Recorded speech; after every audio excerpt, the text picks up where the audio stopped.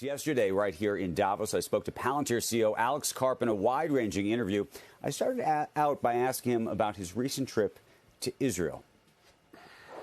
The main reason I went is because we corporate leaders, especially corporate leaders who are running publicly traded companies, need to stop just parroting things we don't believe when it's popular and then being silent when it's a little more controversial. What do you mean by that? Well, we have all these, we had a movement, I think it's fading away, largely understood as wokeism, where people said, quite frankly, in public, lots of things that no one believed they believed in private. Now with Israel, most people in positions of authority realize that what happened on October 7th was one of the worst terror attacks the West has ever seen, arguably the worst act of terrorism and sexual barbarism the world has seen in 100 years.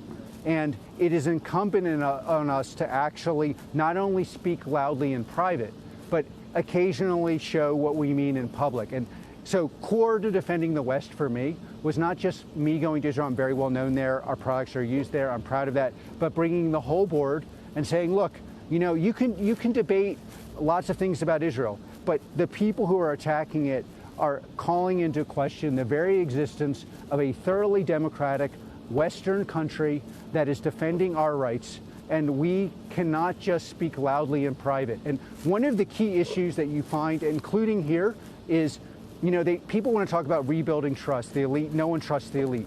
Yes, but how could you trust the elite if everything you're saying is a half-truth at best? You ran a full-page ad in the New York Times after the tragedy that we saw in Israel. You were the only company that I saw do anything like that. What was the reaction to that from your fellow CEOs? Look, there are a lot of people who are like, you're beep, beep crazy. You're going to get in a lot of trouble. People are going to call up and yell at you. And my reaction to them was, is never again mean I never take the risk of my own career? Is like, it was always hard in history to stand up against discrimination, brutal acts, pogroms, sexual violence. We are at the point where you have to stand up. And, you know, the interesting thing is, in private, a lot of people agree with me. Their position is, but you can't say it in public because you'll offend someone. And this is exactly wrong. You can no longer live in a world where you are not saying something that will offend, you only say things that will offend no one. Like, if you're going to defend something, you have to defend it. But then what's your view about companies that were speaking out on lots of other social issues that I think you don't think that they believed in? So the core reason why people who are basically decent, wonderful people in America have basically no trust in the elite is everyone senses that they spoke out on things they actually don't believe in, and they set a precedent. The precedent that they set was, I'm going to speak out about moral causes. Okay, now you have a crucial moral cause. Like, you can be against what I'm saying. You could be against standing with Israel. You can't say you don't have an opinion. You don't have an opinion on this. You have fallen on your head. And if there are people in corporate America who say, look, I never have an opinion. My opinion is the shareholders. I actually am sympathetic with them. But if you spent the last 5 years lecturing us about all sorts of things that no one believes you believe in private, you can't just wake up the next day and say, oh, I can't speak about this thing I believe, right, or say I have no opinion. And it is crazy ridiculous, and it undermines the fabric of our democracy because no one believes it.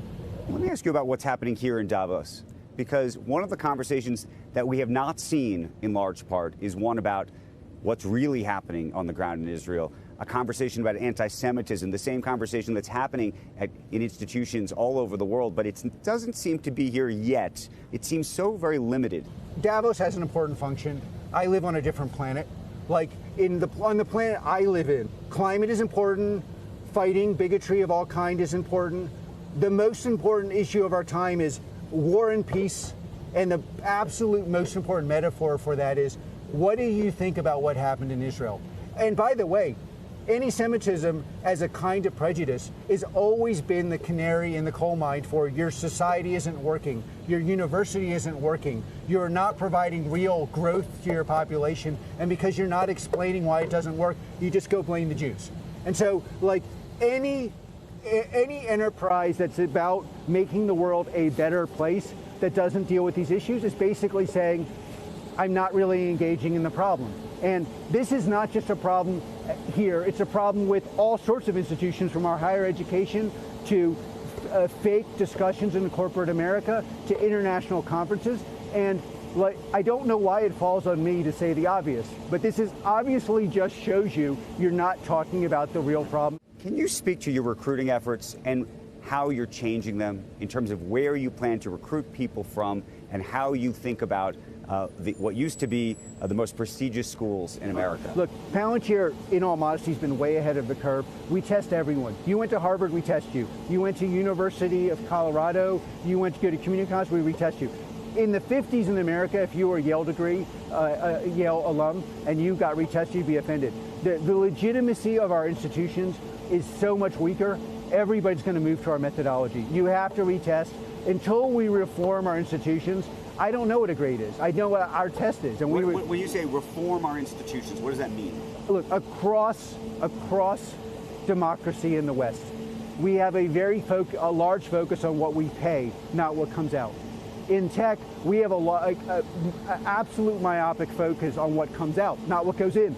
And our institutions have to move from what did we spend to what did we get. And that's very, very scary because the outcomes are unfair. And that's why I'm actually still a card-carrying progressive, because we have to take care of the people who are not going to benefit from the AI revolution, who are not going to participate, who need remedial help.